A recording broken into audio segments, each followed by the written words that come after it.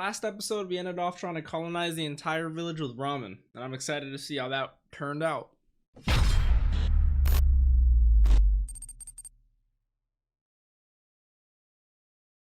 What's up, Dapper Squad? It's your boy Darius, back at it again with another episode of Dr. Stone. Episode 9 is the episode we were on. Last episode, we had our goal of trying to make an antibiotic or medicine for Ruri, but we have to first build the trust of the people in the village to allow us to expand a little bit further. So to do that, we're going to recruit some of them, and to do that, we're going to use food, because that's one thing that we know universally that is a gathering place among people, you know, something that combines us together and makes us happy. So I'm super looking forward to this episode. I'm just going to throw out the plugs and hop right on into it. Remember, guys, with certain heavily copyright shows like Dr. Stone, Promise Neverland, I can't put the reaction here, but it should be still super easy to get to. Just click the top of the link or tap it with your finger, the top link in the description. Should bring it right up, and then come back here for the review. Should be nice and easy, just like the way it used to be. Remember, if you guys want to see the entire episode though, in the corner, you know, down here in the corner, you can always check out the Patreon down below. Check out the Discord if you guys want to ask me any questions for the Q&A at the end of every video, and also check out Twitch for any gaming. Let's hop into this, guys. Dr. Stone, episode 9.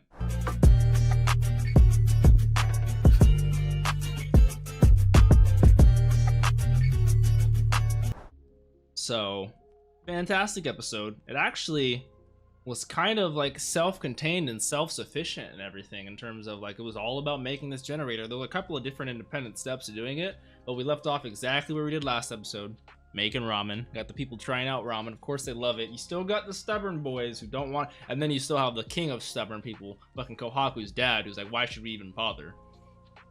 But the ramen sort of worked, and then Asagiri came out of nowhere, who I was not expecting him to be the when he said cola, I was like, oh, finally someone from the past, you know, it's gonna be crazy.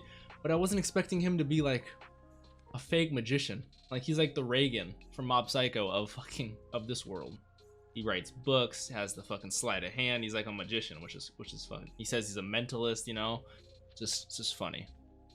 But I've since been taught by watching Reincarnated as a Slime that any one of all shapes and sizes can join the squad and be a helpful member of society and our common goal together. Anyone, literally anyone. We could go one episode from wanting to kill each other to work. Like, I've learned from that show that can happen. So I am open to having anyone in the nation of science. We are welcoming any and all people from across the globe.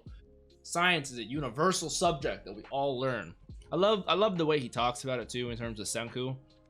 Chrome talks about it as if it's still a mystery waiting to happen, and Senku talks about it as if it's like his greatest accomplishment, and not even his greatest accomplishment necessarily, but him as, or us as a collective species, as humans, and them as scientists, you know. Like, he says, we conquered the 24-hour night. Like, he says it as if he has so much pride and so much passion towards his science and his scientific endeavors, that like you just want to support him, and you know he's gonna make it till the end. Like, this guy has the ambition and definitely the smarts to be able to do it. Now all he needs is the manpower, which we're gaining. You know, we got Suika, Chrome, Kohaku, Suika, and Chrome are the fucking squad of all squads right now. Like, I would want that squad in real life, you know what I'm saying? Chrome's the boy, Suika's the little homie, and Kohaku's the waifu, you know what I'm saying? Literally perfect.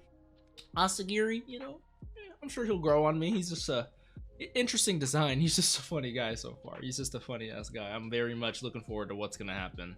Got the magnets. What up on Bald Mountain? The whole lightning coming down looked fantastic. The animation in the show, the sound design really actually reminds me of Reincarnated as a Slime. Funny, because they really use like when anything impacts or has a big punch, they really like the huge like bass sounding effect. You know, they really emphasize that, which really makes it seem powerful and really strong. Like I said this in the Reincarnated as the Slime I put on Patreon the other day, but like I really like the sound design because it really makes it seem powerful, you know. Like, it's like it's an otherworldly sound. Like, it really doesn't sound like that sound would be made naturally in our environment right now on Earth. So it seems like you need some unworldly amount of strength to be able to do it. I like that little effect. We had ramens, we had the magnets, making the generator. I love Ginro and Kinro with the Kinro with his goddamn spear is hilarious to me. And then Ginro is like the perfect, they're like, I didn't understand. I mean, I understand, but I didn't I didn't assume they were brothers at first because they have such different looks of themselves, but in terms of personality wise, like how they act upon each other and then their names, they actually make for some perfect brothers. Like, I have a brother and I have a sister. You act just like that all the time, you know what I'm saying? Like, if I had a brother if my brother, his name's Devin, if he had a golden spear when we were a little younger and he didn't share it with me at all, and then his spear broke, I'd be like, hey, where'd your spear go? The one you didn't share with me. Like, it's just hilarious to me. I'm really enjoying the characters. I'm really enjoying the premise of the show, the animation, sound design, and then the characters on top of that. And when you're getting multiple things that you like if it could have some shitty characters and it not be as funny as it is, but with this whole scientific premise, I might watch it, you know. I might just like it by itself, but with the characters, with the premise, with the you know, rivalries, everything that's going on right now, it's just a fantastic show that I'm liking a lot. So I'm gonna hop into this next episode. I actually do think we have a question here in the Q&A section. Let's check. We definitely do. For my man Anonymous, he says about Dr. Stone, what do you think about Tsukasa's worldview? Does it ignore too many problems it creates itself? Yes. Tsukasa's worldview is very primitive, you know, just ignore, you know, get rid of all the bad hearts, you know, keep only the youth, inspiring, malleable people, which the reason they're malleable is because they're young and interpretable. They could easily become the thing that we're trying to avoid in the future. You know what I'm saying? Like, there's so many, I can't think of any instances of history off the top of my head, but there's so many instances where to try to avoid a certain outcome, we end up pushing, you know, the variable or whatever we're talking about in the direction of that outcome. So do I think under his very menacing, you know, iron grip fucking way he leads the world, would it cause some bad apples and make the youth be all bad and the thing he wanted to avoid? Yes. So yes, I do. I think that's just the condition of humans. You can't really avoid bad people. You can't really only get good people. You can't avoid good. It's just, it's humanity. It's been one of those philosophical debates and topics and questions since literally we created philosophy. So, like, great question though, Anonymous. I really appreciate you. My camera's about to die here, guys, so I gotta end in literally 10 seconds. I appreciate you guys. Check out the Patreon. Check out everything. Have a great 8 upper score. Thank you guys so much.